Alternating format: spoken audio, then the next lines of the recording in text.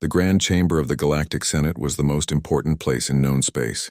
It hung in orbit above Axios Prime, a neutral world where no single species held power. The chamber itself was built from living crystal that changed colors with the mood of the debates inside.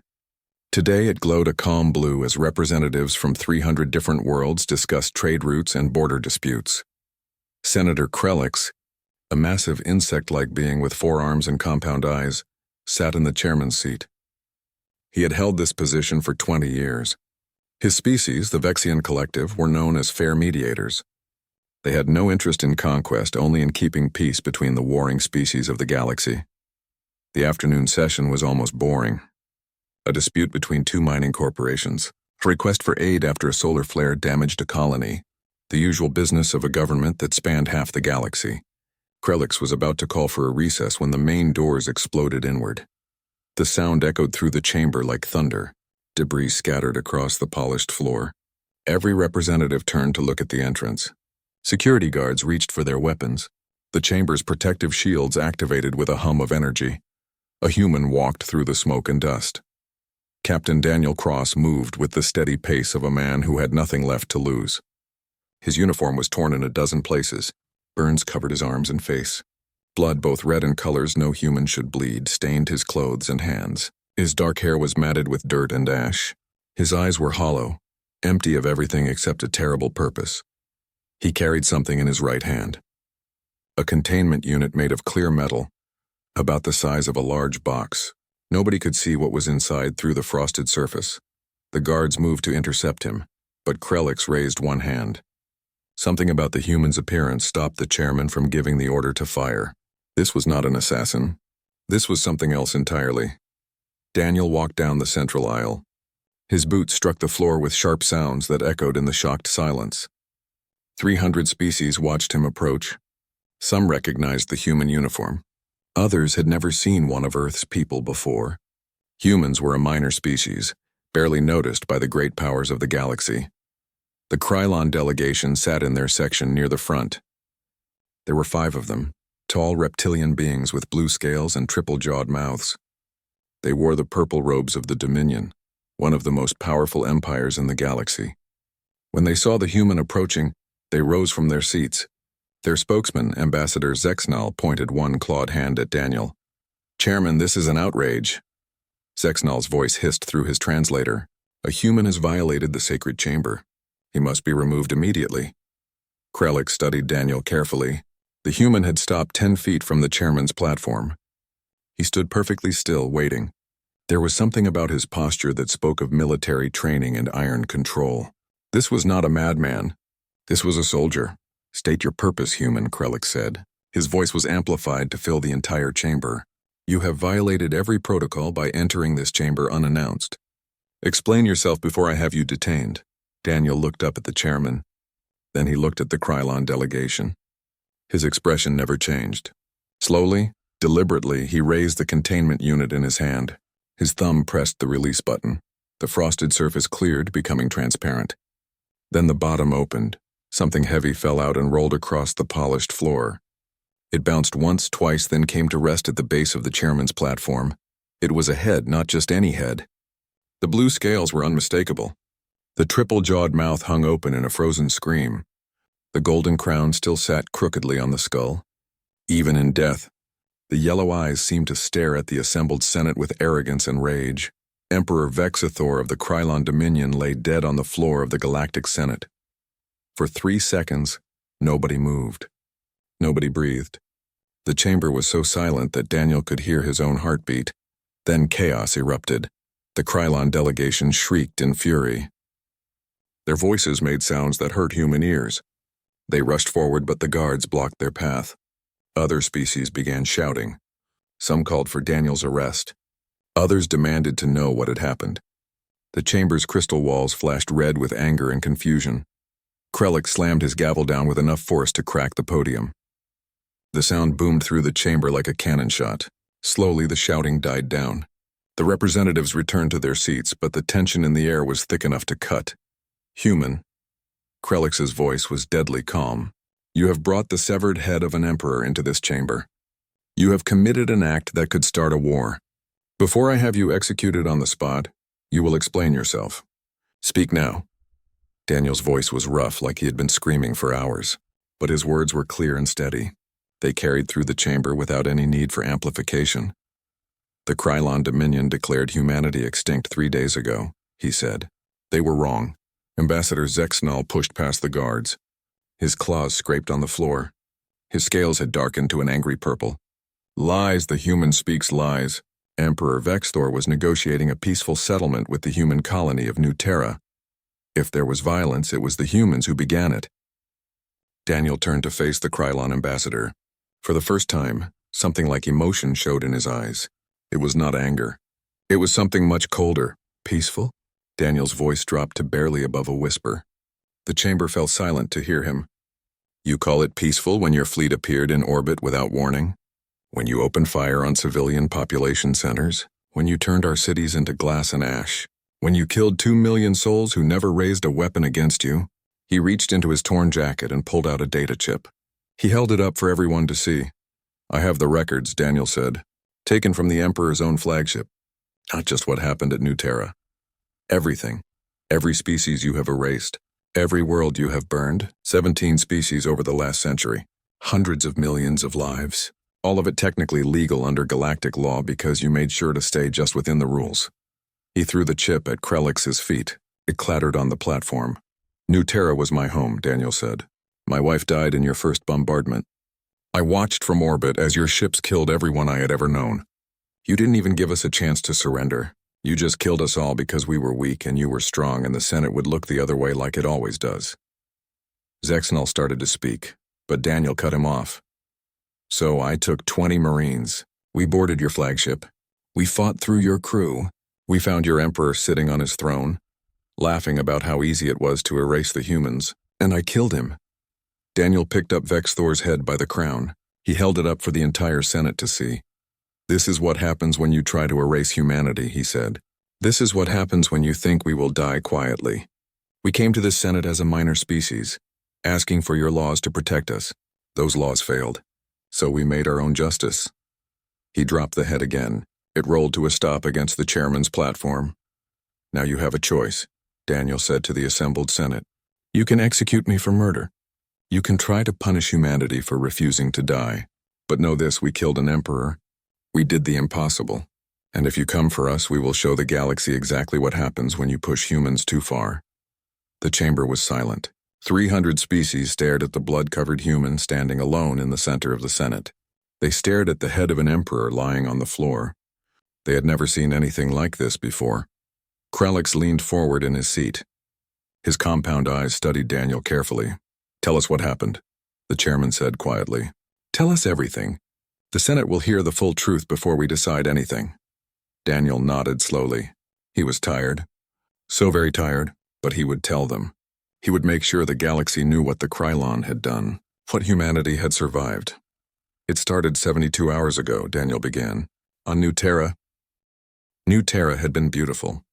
Daniel remembered standing on the balcony of the diplomatic residence 3 days ago, watching the twin suns set over the western mountains. The sky had turned purple and gold. His wife Kate had stood beside him, her hand in his, talking about the garden she wanted to plant in the spring. The planet had been humanity's greatest achievement in space.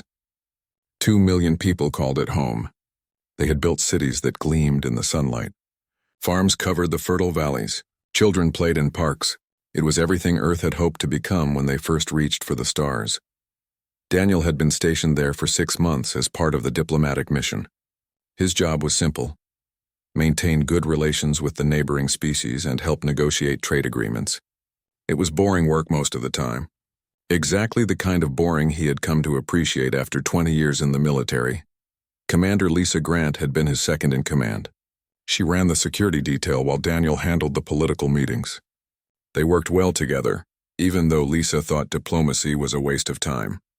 She preferred clear orders and obvious enemies. Politics had too many gray areas for her taste. The Krylon Dominion had been their closest neighbor. The border between human and Krylon space ran right through the sector. For months, the negotiations had been tense but civil. The Krylon wanted mining rights on 3 of New Terra's moons. Humanity wanted assurances that Krylon ships would respect the border. Everything changed when Emperor Vexthor arrived. The Emperor never visited border worlds. He ruled his empire from the capital, surrounded by servants and soldiers. His appearance on New Terra had been unprecedented. The entire diplomatic corps had scrambled to prepare proper accommodations. Daniel had spent 2 days arranging security and protocols. Vexthor had been impressive in person. Nearly 8 feet tall, covered in blue scales that shimmered like metal. His triple-jawed mouth held rows of teeth designed for tearing meat. The golden crown on his head was simple but somehow made him look even more dangerous. When he walked, everyone in the room felt the weight of his presence. The meeting had taken place in the central government building.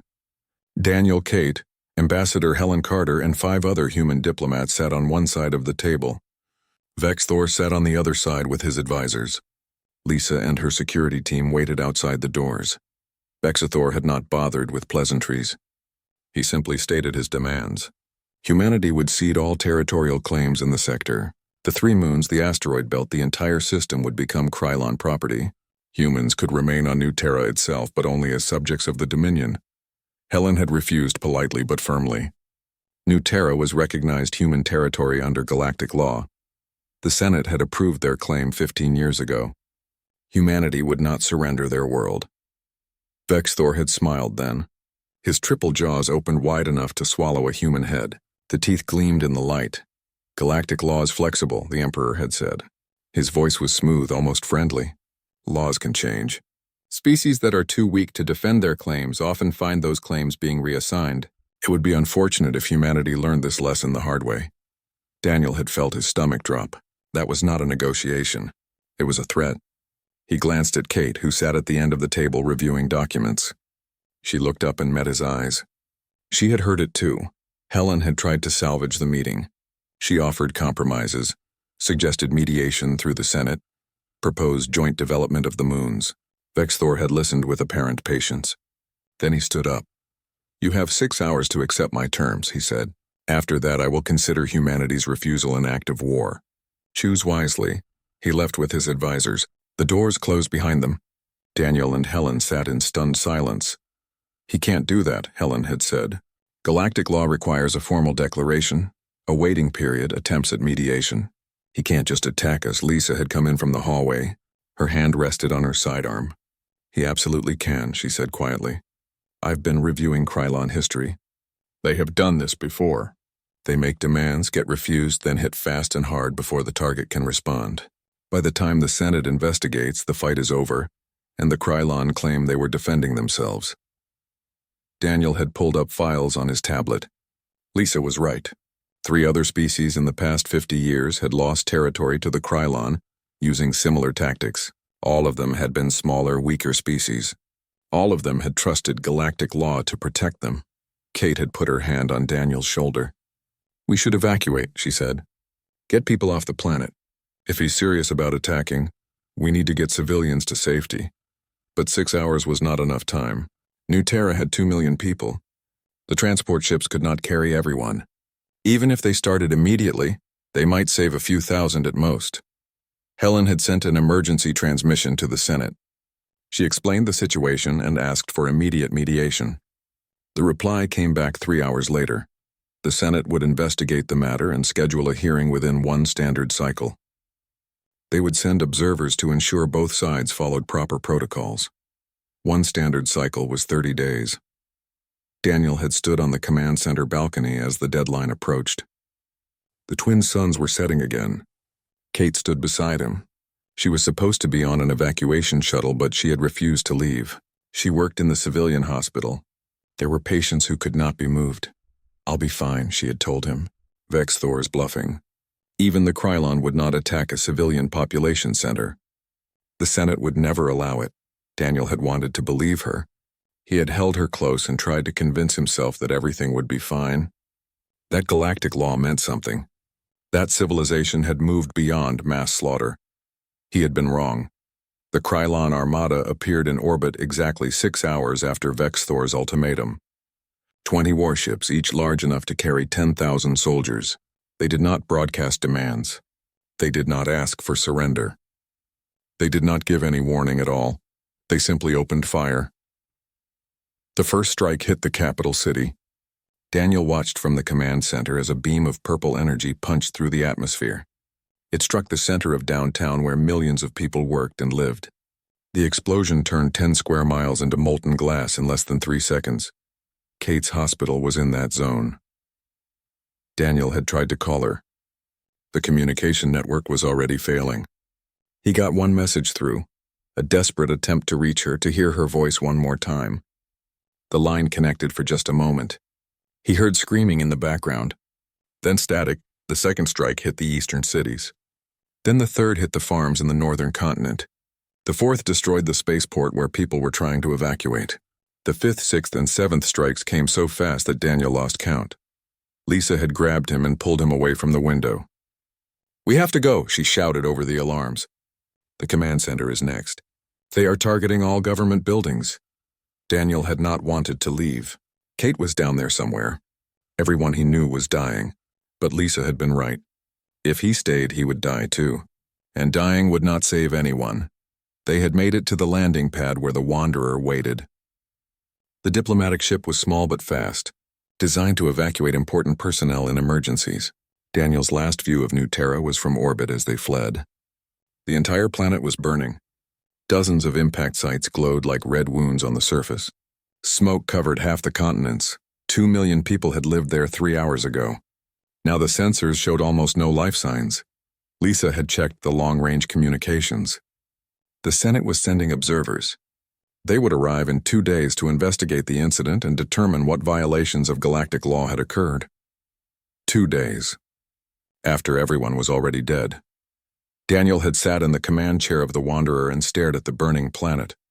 He thought about Kate, about their plans for the future, about the garden she would never plant, about the life they would never have. He thought about Vexthor sitting on his flagship, probably celebrating another easy conquest. Another weak species erased from the galaxy, another planet added to the Dominion. The Emperor thought humanity was extinct. He thought this was over. Daniel pressed the communications button. "Lisa, gather every Marine we have on this ship. I need 20 volunteers for a mission." "What kind of mission?" Lisa asked carefully. "We're going to board the Krylon flagship," Daniel said. His voice was empty of all emotion. "We're going to find Emperor Vexthor, and we're going to kill him." Lisa was quiet for a long moment. Then she said, "I'll get the volunteers. But Daniel, you understand this is suicide. Even if we somehow get on that ship, we won't make it out alive." Daniel looked at New Terra burning below them. He thought about Kate's last message, the screaming in the background, the static that meant death. "I don't plan on making it out alive," he said. "I plan on making it count." The Krylon flagship was called the Eternal Dominion. It hung in orbit above New Terra like a massive blade, 3 miles long and covered in weapons. Its shields could stop anything short of a planetary defense cannon. Its armor was thick enough to shrug off direct hits from human warships. 10,000 Krylon warriors lived inside, bred from birth to be perfect soldiers. Daniel's plan to board it was completely insane. Lisa had said so at least 5 times while they prepared. Sergeant Kyle Murphy, the leader of the Marine detachment, had said it 10 times. Even Lieutenant Nicole Hayes, the team's technical specialist, had looked at the plan and called it suicide with extra steps. Daniel did not care. They were doing it anyway. The plan relied on one simple fact: the Krylon were still bombarding New Terra. Every time they fired their main weapons, the shields had to cycle down for a fraction of a second to let the energy through. During that moment, something small and fast could potentially slip past the shields and reach the hull. Something like 20 Marines in boarding pods hidden inside the wreckage of destroyed defense satellites. They had spent 6 hours preparing. The Wanderer had a small machine shop that could modify the escape pods into makeshift boarding craft. Kyle and his Marines stripped out everything unnecessary and added cutting torches, magnetic locks, and enough explosives to breach a warship hull. The pods would hold 2 people each in very cramped conditions. Nicole had hacked into the Krylon targeting systems during the bombardment. She found their firing pattern and calculated when the next weapon cycle would occur. They would have exactly 8 seconds to launch all 10 pods and reach the flagship before the shields came back up. 8 seconds, Kyle had said, checking his rifle for the 20th time. "If we're 1 second late, we bounce off the shields and die in space." If we're 1 second early, we get vaporized by the weapon discharge. No pressure. Daniel had gathered all 20 Marines in the cargo bay before they launched. They were young, most of them barely in their 20s. They had joined the service expecting to guard diplomats and stand at attention during ceremonies. They had not expected to become a suicide assault team. "I won't lie to you," Daniel had told them. "This is a one-way mission. Even if we succeed, even if we somehow kill the Emperor, we probably won't make it out alive. The Krylon will hunt us through every corridor of that ship. I can't promise you will survive this." He paused and looked at each of them in turn. "What I can promise is that the galaxy will remember. Humanity will remember. When the Krylon think they can erase us without consequences, we'll prove them wrong. When they laugh about how easy it was to kill 2 million people, we'll show them that humans don't die quietly. If we're going to fall, we're taking the Emperor with us." Nobody had backed out. Every Marine had volunteered. Some had lost family on New Terra. Others just understood that someone had to do something. Kyle had loaded his rifle and said, "Let's go kill an Emperor." The launch had been the worst part. Sitting in a cramped pod designed for 2 people, barely able to move, waiting for Nicole to give the signal, Daniel shared a pod with Lisa. She had insisted on coming despite his protests. Someone needed to watch his back, she said, and she was not going to let him die alone. Nicole's voice came through their helmets. "Weapons cycle in 10 seconds, 9-8. Daniel felt his heart pounding. 8 seconds to cross half a mile of open space. 8 seconds between life and death. 3, 2, 1, launch. The pods shot out from the Wanderer like bullets. Daniel felt the acceleration crush him against the back wall. Through the tiny window, he saw the Krylon flagship growing larger. The shields were still up, a shimmering barrier of energy that could vaporize them in an instant. Then the main weapons fired. A beam of purple energy stabbed down toward New Terra. The shields flickered and vanished for a heartbeat. The pods hit the hull with brutal force. Magnetic locks engaged. Cutting torches activated automatically, burning through the outer armor. Daniel could not see the other pods, but he had to trust they made it. If even one pod had failed, if anyone had bounced off the shields, he pushed the thought away. The cutting torch broke through. Air hissed out from the ship's interior. Lisa kicked the hatch open and went through first, her rifle ready. They were in. The boarding had been the easy part. Fighting through the ship was where the nightmare began. Krylon warriors were bigger and stronger than humans. Their scales could stop small-caliber bullets. Their claws could tear through combat armor. They fought with a viciousness that came from being bred for war. The first squad they encountered in the corridors killed 2 Marines before Kyle's team brought them down with concentrated fire. Daniel led his group deeper into the ship, while Kyle's team held the breach point. Nicole worked on hacking into the ship's computer network. They needed to find the throne room where Vextor would be. The flagship was massive. They could wander for days without finding the right location. The corridors were built for beings larger than humans. Daniel felt like he was running through a giant's house. Everything was too big, too tall. The walls were decorated with Krylon battle honors, displaying the names of conquered worlds. Daniel saw 3 human colonies on the list. They had all been erased before New Terra. "I'm in their system," Nicole's voice crackled through the radio. She was back at the breach point with her portable computer. "Daniel, you need to see this. I found their records. Can it wait?" Daniel asked as he shot a Krylon warrior that came around a corner. "We're a bit busy." "No, it really can't wait. The Krylon have done this 17 times in the last 100 years. New Terra wasn't the first. It wasn't even close. They have a whole procedure for it. Find a weak species. Make demands they can't accept. Attack before they can respond. The Senate always investigates, but by the time observers arrive, the fight is over. The Krylon claim self-defense and pay a small fine. Then they keep the territory." Daniel felt cold rage settle into his stomach. 17 species? 17.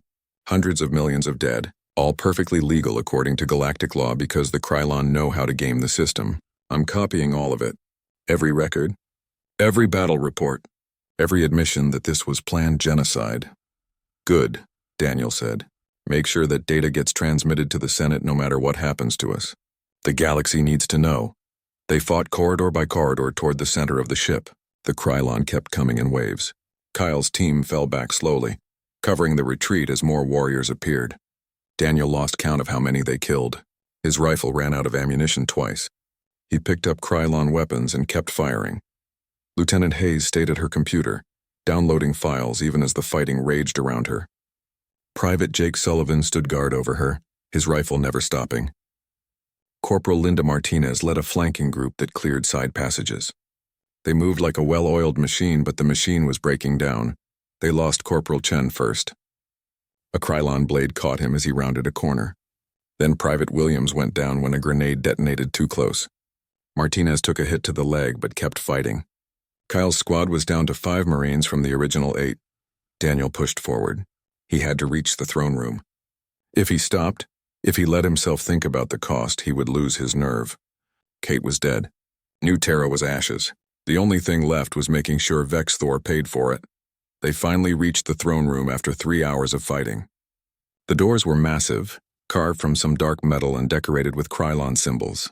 Daniel placed charges on the hinges while Lisa covered him. Kyle's squad had fallen back to hold the main corridor.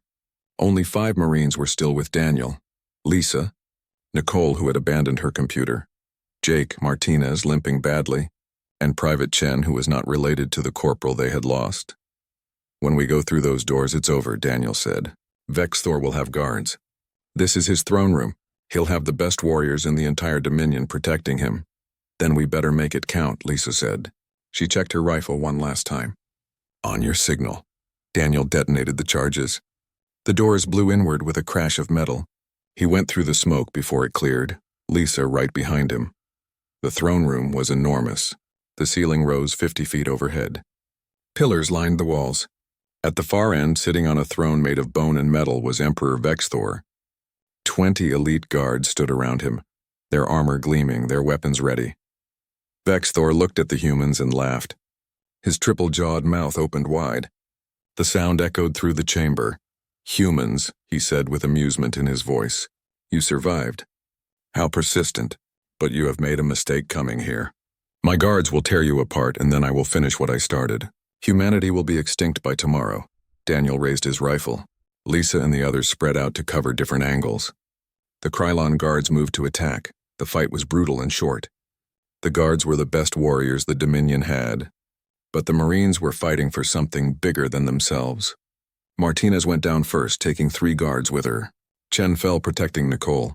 Jake held off 4 guards while Daniel advanced on the throne. Kyle's voice came through the radio, screaming that more Krylon were coming, that they could not hold the corridor much longer. Daniel barely heard him. He was focused on Vex Thor, who had risen from his throne. The Emperor drew a... The silence after Daniel's speech lasted exactly 10 seconds. Then the Galactic Senate exploded into shouting. The Krylon delegation was screaming for Daniel's immediate execution. Ambassador Zexnal's scales had turned dark purple with rage. He pointed at Daniel with shaking claws and demanded that the human be arrested, tried, and put to death before the session ended. The other Krylon representatives joined in, their voices creating a horrible chorus of hissing fury. Other species added their voices to the chaos. The Vrex Confederation, one of the oldest and most powerful empires in the galaxy, called for order and proper procedure. The Aquilian dynasty, bird-like beings who valued law above all else, insisted that Daniel must face justice for murder regardless of his reasons. But other voices rose in support. The representative from the Kellen Union, a small species that bordered Krylon space, stood and said his people had lived in fear of the Dominion for generations. The Torvian delegate, a mammalian species with gray fur, mentioned that they too had lost territory to Krylon aggression 20 years ago. Chairman Krellick slammed his gavel repeatedly, but it took 5 minutes before the chamber quieted enough for him to speak. His compound eyes fixed on Daniel, who stood calmly in the center of the chaos. The human had not moved during the shouting. He simply waited. This session will come to order, Krellick announced. His voice carried a note of command that made even the angriest representatives fall silent. We will proceed in an orderly fashion. Ambassador Zexnal, you may present the Krylon position first. The Krylon ambassador moved to the center speaking platform, his robes sweeping behind him. He did not look at Daniel as he spoke. The facts are simple, Zexnal said. A human military officer invaded a Krylon vessel, murdered crew members, and assassinated our emperor. This is not a political dispute. This is not a matter of interpretation. This is cold-blooded murder. Under galactic law, Captain Daniel Cross must face execution for his crimes. He paused and looked around the chamber. The human claims he did this because of events on New Terra. He claims the Krylon Dominion attacked without provocation. This is a lie. The Emperor traveled to New Terra to negotiate a peaceful settlement. The humans refused to negotiate in good faith. They fired upon Krylon vessels. The Dominion responded with appropriate force to defend itself. Daniel laughed. It was a short, bitter sound that echoed in the quiet chamber. Sexenol turned to glare at him. You find something amusing, human? I find it amusing that you think anyone here believes you, Daniel said. He reached into his jacket, moving slowly so the guards would not shoot him. He pulled out another data chip and held it up. Lieutenant Nicole Hayes downloaded this from your flagship's computers before we escaped. Should I play it for the Senate? Sexenol's scales rippled. That information was stolen. It cannot be used as evidence. Funny how you know it would incriminate you before you have even heard what it contains, Daniel said. He looked up at Chairman Krelix. May I present evidence, Chairman? Or are we just going to take the Krylon's word that they did nothing wrong? Krelix was quiet for a moment. Then he nodded. The Senate will hear your evidence, but understand, Captain Cross, that this does not excuse your actions. Murder is murder, regardless of provocation. Daniel walked to the chamber's central console. Nicole had shown him how to use it during their trip from New Terra. He inserted the data chip and activated the display. Holographic screens appeared in the air above the Senate floor, visible to every representative in the chamber. The first file showed communication logs from the Eternal Dominion. Daniel played the recording of Emperor Vexthor speaking to his fleet commanders. The Emperor's voice filled the chamber. The humans have rejected our terms, as expected. They are a weak species that believes galactic law will protect them. They are wrong. Begin the bombardment in 6 hours. Target all population centers. I want no survivors. Make an example of this world so that other minor species understand the price of defying the Dominion. The chamber went completely silent. On the holographic display, the fleet commander asked, What about Senate observers? They will investigate. Vexthor's laugh echoed through the Senate. Let them investigate. By the time they arrive, the planet will be dead and we will claim self-defense. The Senate will protest, we will pay a fine, and we will keep the territory. It has worked 17 times before. It will work again. Daniel stopped the recording. He pulled up another file, this one showing a list of species names and dates, 17 entries. Each one marked with the status extinct. This is the Krylon method, Daniel said quietly. They have been doing this for a century. Find a weak species, make impossible demands, attack when those demands are refused, kill everyone before the Senate can respond, then claim self-defense and pay a small fine. He gestured at the list. 17 species are gone. The Kelvin people, the Arvax, the Tolmec, the Brenneth. The list goes on. Hundreds of millions of dead, and every single time the Krylon stayed just inside the letter of galactic law. They never formally declared war. They always claimed self-defense. They always made sure the victims could not testify. He looked around the chamber. Until now, New Terra was supposed to be number 18. But they made a mistake. They let some of us survive, and we made sure the galaxy would know what they did. Ambassador Helen Carter stepped forward from the human delegation. She had barely escaped New Terra alive. Her clothes were still stained with ash. She looked like she had not slept in days. I am Ambassador Helen Carter of Earth, she said. Her voice was steady despite her obvious exhaustion. I was on New Terra during the attack. I watched from an evacuation ship as the Krylon fleet destroyed my world. They gave no warning. They did not accept surrender. They simply killed everyone they could reach. She pulled up images on the holographic display, pictures of New Terra before the attack, showing beautiful cities and green farmland, then pictures after, showing nothing but craters and burning ruins. 2 million human beings lived on that planet 3 days ago, Helen said. Now there are fewer than 50,000 survivors. Families burned in their homes. Children died in schools. Hospitals were targeted deliberately. This was not a military action. This was genocide. Zexnol tried to interrupt, but Krelix raised a hand to silence him. The human ambassador will finish her statement, the chairman said. Helen continued. Galactic law is supposed to protect us. We followed every rule. We filed every document. We trusted that this Senate would stand between us and those who would destroy us. We were wrong. The law failed us. The Senate failed us. She looked directly at Daniel. Captain Cross did what he did because no one else would. He killed an emperor because that emperor was killing his people, and the galaxy was going to look the other way. Was he right to do it? I don't know, but I understand why he did. She returned to her seat. The chamber was quiet again. Krellix looked at the evidence on the displays. He looked at Daniel standing covered in blood in the center of the Senate. He looked at the head of Emperor Vexthor still lying on the floor. Finally, he spoke. This Senate must now decide two questions. First, did the Krylon Dominion commit genocide against the human colony of New Terra? Second, if they did, was Captain Cross's action justified under the right to species survival? He paused and looked around the chamber. This is not a simple matter. If we declare the captain's actions justified, we set a precedent that violence against leadership is acceptable. If we declare them murder, we tell every weak species that galactic law will not protect them from the strong. Either decision will reshape the galaxy. The Vrex representative, a tall being covered in crystalline scales, stood to speak. The evidence is clear that the Krylon acted with premeditation. However, the human's response was disproportionate. He could have sought Senate intervention. Instead, he chose violence. We cannot allow such behavior or chaos will follow. The Torvian delegate disagreed. The human sought Senate intervention. Ambassador Carter sent an emergency transmission. The Senate said they would investigate in 30 days. 30 days? The Krylon killed 2 million people in 6 hours. What good is a Senate that cannot respond in time to save anyone? More representatives spoke. The arguments went back and forth for hours. Some supported the Krylon, citing the need for order and proper procedure. Others supported humanity, arguing that the right to survival superseded all other laws. The smaller species mostly sided with Daniel. The larger empires mostly condemned him. Through it all, Daniel stood silently. He was tired beyond measure. His wounds hurt. He wanted to sit down to sleep, to wake up and find this had all been a nightmare. But he remained standing because he owed it to everyone who had died. Kate, Kyle, Lisa, Martinez, Chen, Williams, all the Marines who had followed him into hell. 2 million souls on New Terra who never got to defend themselves. If this was where it ended, if the Senate executed him for refusing to let his species die quietly, then so be it.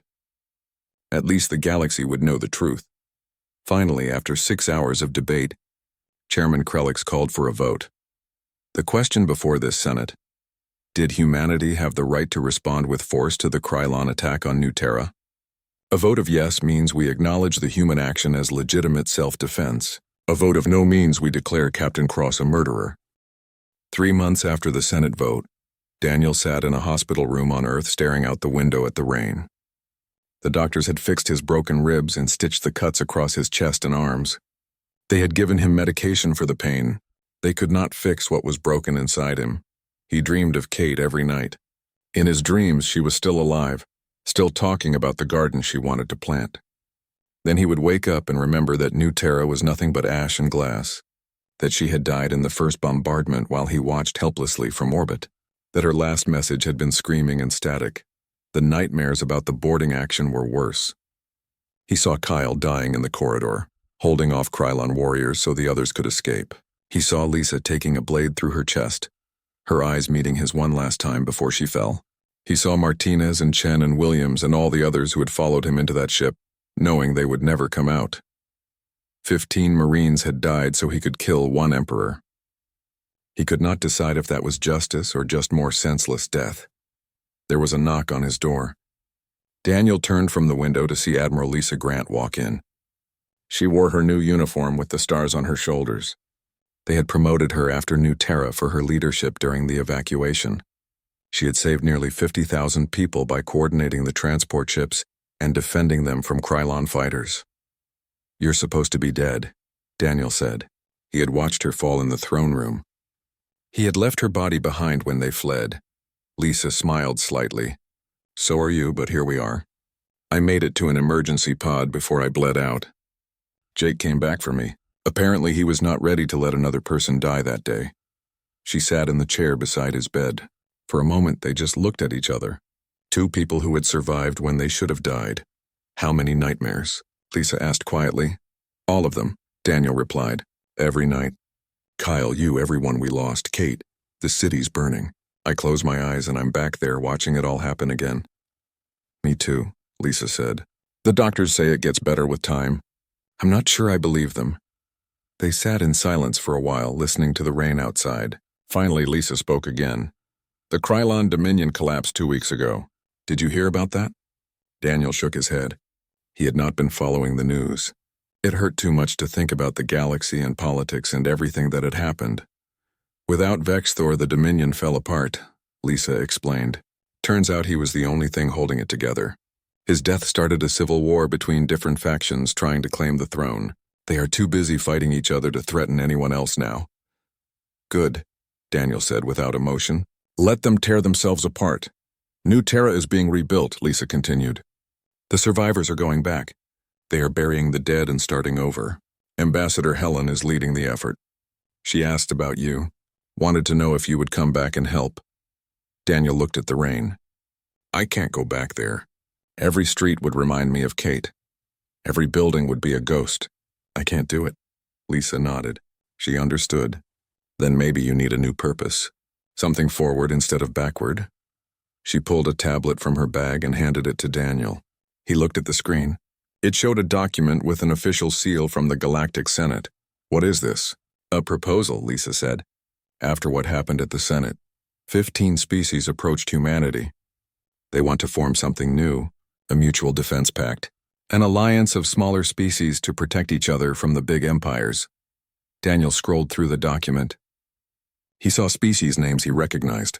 The Kellen Union, who had spoken up during his trial. The Torvian people who had lost territory to the Krylon years ago. Others he had never heard of, all of them small, all of them vulnerable. They want you to lead it, Lisa said. They call it the Allied Defense Initiative, a military force designed to protect member species from aggression. They want someone who has proven they will fight back no matter the odds. I'm not a hero, Daniel said bitterly. I killed an emperor out of revenge, not justice. 15 Marines died because I wanted payback for Kate. That doesn't make me qualified to lead anything. Maybe not, Lisa agreed, but it makes you someone who understands the cost of doing nothing.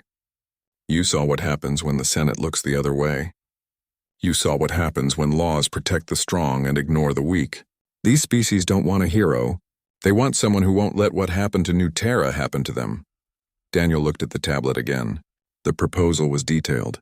Ships, soldiers, bases, protocols. It was ambitious. Maybe too ambitious. The great empires would not be happy about smaller species banding together. It could cause more problems than it solved. But he thought about the 17 extinct species. The ones who never got a chance to fight back. The ones who died because the galaxy did not care enough to protect them. I need to think about it, he said finally. Lisa stood to leave. Take your time. But Daniel, sitting in this room staring at the rain won't bring Kate back. It won't bring Kyle or any of the others back. You can't change the past, but maybe you can make sure their deaths meant something. After she left, Daniel sat alone with his thoughts. He looked at the proposal on the tablet. He thought about what Lisa had said. He thought about Kate and the garden she would never plant. He thought about Kyle telling him to make it count. The truth was, he did not want this responsibility. He wanted to disappear, to find some quiet place and try to forget everything that had happened. He was tired of fighting, tired of death, tired of carrying the weight of all those lost lives. But the galaxy would not let him rest. 15 species were asking for his help. They were betting their survival on him. If he said no, if he walked away, would he be any better than the Senate that had ignored New Terra's plea for help? 2 weeks later, Daniel stood in front of the Galactic Senate again. This time he was clean, healed, and wearing a fresh uniform. Ambassador Helen stood beside him, along with representatives from 15 other species. They had come to present the Allied Defense Initiative for official recognition. Chairman Krelix looked down at them from his seat. You understand that this proposal will not be popular with the larger empires? They see this as smaller species challenging the established order. Good, Daniel said. The established order allows genocide as long as you follow the proper paperwork. The established order values stability over justice. Maybe it's time the order changed. The Vrex representative spoke up. This alliance could destabilize the entire galaxy. What happens when your so-called defense force decides to take offensive action? What happens when you use your combined military to settle old grudges? Helen answered before Daniel could. What happens is that species like mine get a chance to survive. What happens is that empires like the Krylon think twice before attacking weaker neighbors. What happens is that the Senate's laws start meaning something again because people know they have backup. The debate lasted for hours, but this time it was different. This time the smaller species had a voice. This time they were not asking for permission. They were informing the Senate of what they were going to do. In the end, the Senate granted official recognition to the Allied Defense Initiative. It was not a unanimous decision. Many of the great empires voted against it or abstained, but enough species saw the need for it that it passed. Daniel became the first commander of the initiative. Lisa was appointed as his second in command, responsible for training and fleet coordination. Nicole Hayes came on as intelligence director. Jake Sullivan led the 1st Marine Battalion. They were building something new from the ashes of what they had lost. The ceremony took place on Axios Prime, 3 months after the vote. 15 flags hung in the assembly hall, representing 15 species that had chosen to stand together. Daniel wore his uniform and stood at attention while the speeches were given and the documents were signed. He thought about Kate during the ceremony. She would have told him he was crazy for taking this job. She would have pointed out all the ways it could go wrong, all the political nightmares waiting to happen. Then she would have hugged him and told him to be careful and to make sure he came home safe. But she was not there. She would never be there again. All Daniel could do was try to make sure other people did not lose the ones they loved, the way he had lost her. After the ceremony, Nicole found him standing alone on a balcony overlooking Axios Prime. The city below was beautiful, with lights that sparkled like stars. "I finished going through all the Krylon data," she said. "The files we took from the flagship. Do you want to know what I found? More dead species?" Daniel asked. "More than that. I found records of other empires doing similar things. Not as blatant as the Krylon, but still pushing the boundaries of galactic law. The Aquilian dynasty has been quietly absorbing smaller territories for decades. The Vrex Confederation uses economic pressure to force species into client states. It's all legal, all within the rules, but it's still wrong. So what do we do about it?" Nicole smiled. "We do exactly what we said we would do. We protect the weak. We stand up to the strong. We make sure the galaxy knows that humans and our allies don't back down." Daniel looked up at the stars. Somewhere up there, New Terra was slowly being rebuilt. Somewhere out there, the Krylon were still fighting their civil war. 1 year after Daniel dropped Emperor Vexthor's head on the Senate floor, the galaxy looked very different. The Allied Defense Initiative had grown from 15 species to 28.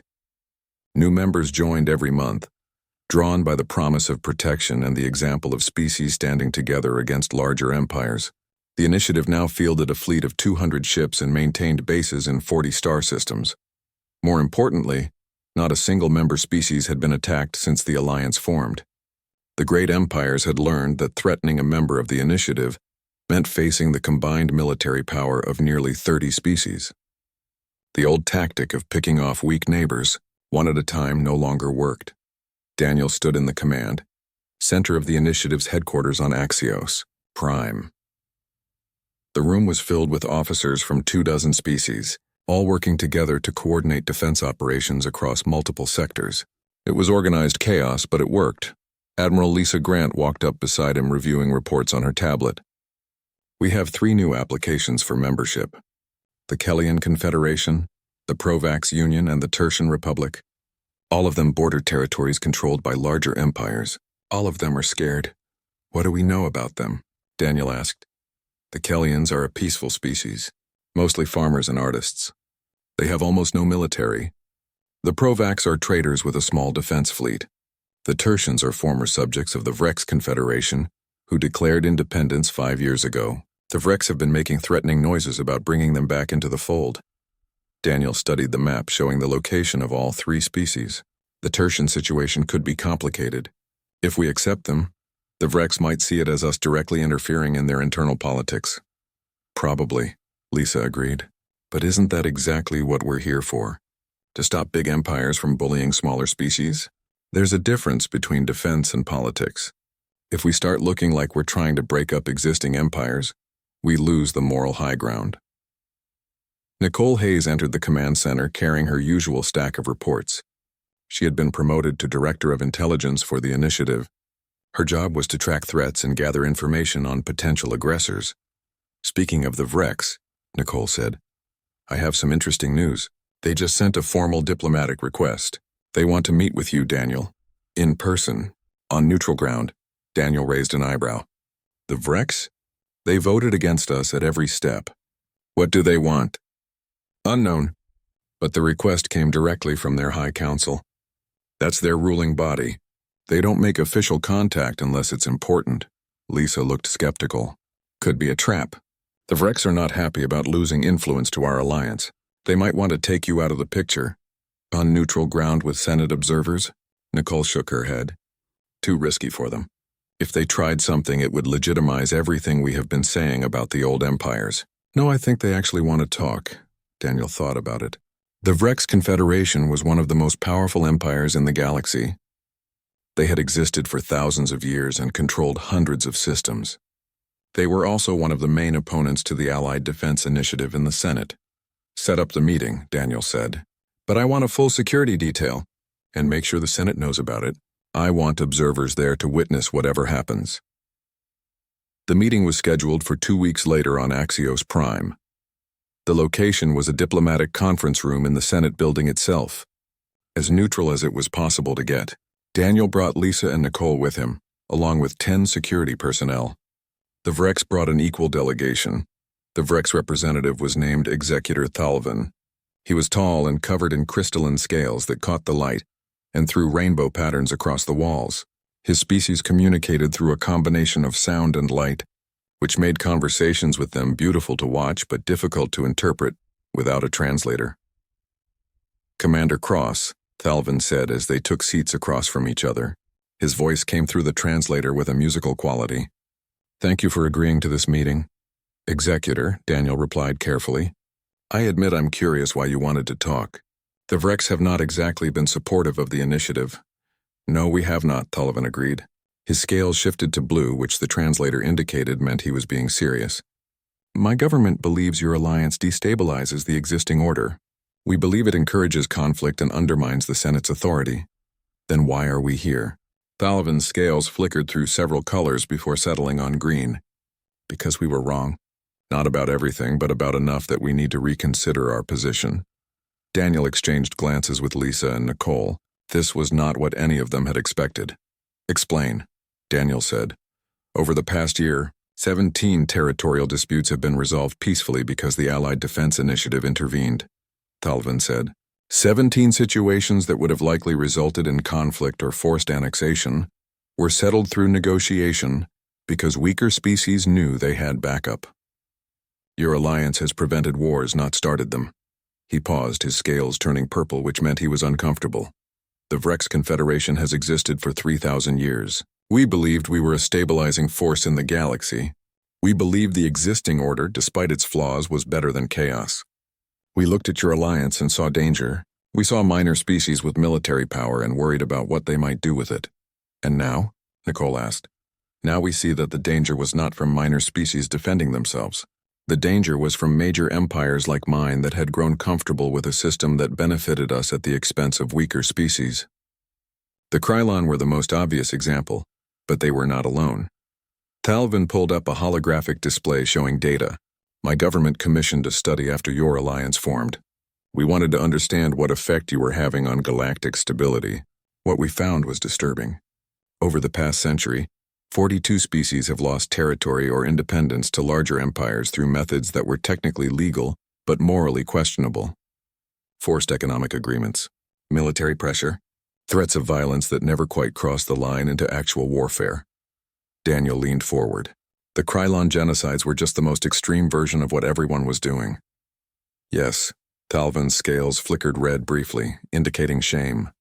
The Vrex Confederation has absorbed 12 smaller territories in the past 50 years using economic pressure. We told ourselves it was peaceful. No one died, but the species involved had no real choice. Accept our terms or face economic collapse. That is not much different from the Krylon pointing guns and demanding surrender. Lisa spoke up. So what does the Vrex Confederation want from us? An agreement, Thalvin said. The Vrex government is prepared to recognize the Allied Defense Initiative as a legitimate political entity. We will support your membership applications in the Senate. We will stop opposing your expansion. In exchange, we ask for cooperation on mutual security concerns and a commitment that your alliance will only be used for defense, not territorial expansion. We don't want territory, Daniel said. We never did. We just want to make sure what happened to New Terra doesn't happen to anyone else. I believe you, Thalvin said, but the alliance will outlive you. Future leaders might have different goals. We need formal agreements to ensure this partnership remains defensive in nature. They negotiated for 6 hours. It was complicated work, full of legal language and diplomatic nuance. But by the end, they had the framework of an agreement. The Vrex would recognize the initiative. The initiative would agree to formal rules of engagement and oversight. Both sides would cooperate on security matters. It was not perfect, but it was a start. When the meeting ended and Thalvin left, Lisa turned to Daniel. Did that actually just happen? Did one of the great empires just recognize us? It did, Nicole said, reviewing her notes. This changes everything. If the Vrex are on board, other empires will have to reconsider their positions. We just became legitimate. Daniel felt exhausted. A year ago, he had been a diplomat on a colony world. Then he had been a soldier on a suicide mission. Then he had been on trial for murder in front of the entire galaxy. Now he was negotiating treaties with empires that had existed for thousands of years. I need a drink, he said. They went to a quiet bar near the Senate building that catered to different species. Daniel ordered something human while Lisa and Nicole got their own drinks. They sat in a corner booth and just existed for a while without talking about politics or strategy. Do you ever think about how we got here? Lisa asked. A year ago, we were watching New Terra burn. Kyle was alive. Kate was alive. We were just trying to survive. I think about it every day, Daniel said quietly. Sometimes I wonder if Kyle would be proud of what we built. Or if he would think we were crazy for trying. Kyle would have followed you anywhere, Nicole said. He proved that. So would Lisa and Martinez and all the others. They believed what we were doing mattered. It did matter, Lisa added. It matters now. 28 species have a future because of what we started. That's worth something. Daniel wanted to believe that. Some days he did believe it. Other days he just felt tired and missed Kate, and wondered if all the politics and alliances,